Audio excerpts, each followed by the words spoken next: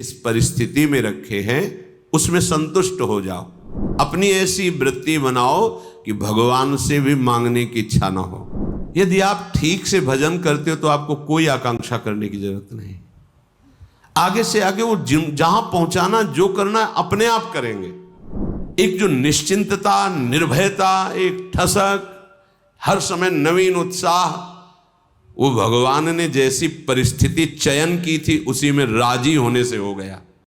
ये जो अहंकार को पुष्ट करने के लिए धर्म की आड़ में दान पुण्य आदि करते हुए हम अहम को बढ़ावा देते, ये माया का फसाव है।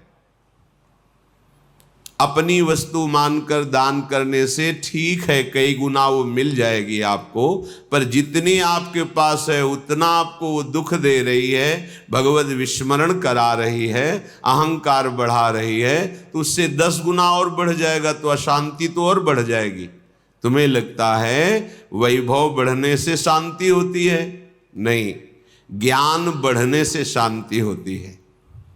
त्यागाच्छांत्यनंतरम, विवेक के द्वारा असत वस्तु, असत पदवी, असत क्रिया, असत चिंतन, जब इनका त्याग होता है तो शांत हमारा स्वरूप है, क्योंकि हमारे अंशी भगवान का शांत स्वरूप है। शांताकारम भुजग शयनम।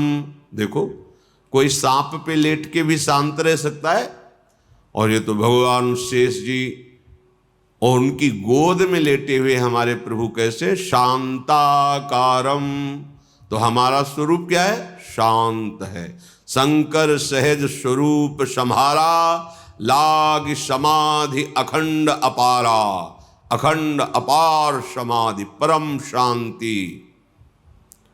तो ये जो हमारा मन हमको संकल्प विकल्प में फंसाता है कि ये दान कर दूं तो ये मिल जाएगा, ये कर दूं तो ये मिल जाएगा, करो अपनी वस्तु मान के नहीं। त्वदीयम वस्तु गोविंदम तुभ्यमेव समर्पये। हे गोविंद, हे प्रियाजू, आपके द्वारा जो सेवा सामग्री दी गई है वो सेवा सामग्री आपके चरणों में समर्पित है। इससे आपको भगवत प्रेम मिलेगा, भगवत कृपा मिलेगी, आप महान शांति को प्राप्त होंगे। क्रिया वही है, अपनी वस्तु मान के दोगे तो कई गुना बढ़ के मिलेगी, और प्रभु की वस्तु मान के दोगे तो प्रभु मिल जाएंगे, जो परम लाभ है। इस मनुष्य जीवन का परम लाभ भगवत प्राप्ति है। श्रीपाद कह रहे कि विद्या, माया के 2 स्वरूप हैं, एक है अविद्या और एक है विद्या।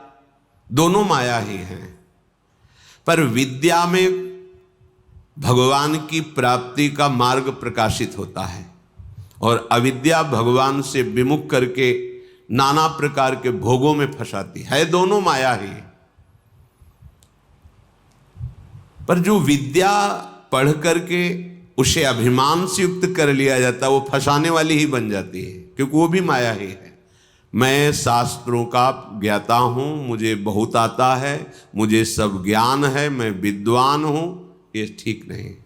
ये अहंकार आपको फंसा देगा, ये मुक्त करने वाला नहीं है। मुक्त करने वाला जो ज्ञान है, जो विद्या है, वो विद्या विनय संपन्ने ब्राह्मणे गविहस्तनी स्वनी चयुसुपाके चा पंडिता समदर्शिना।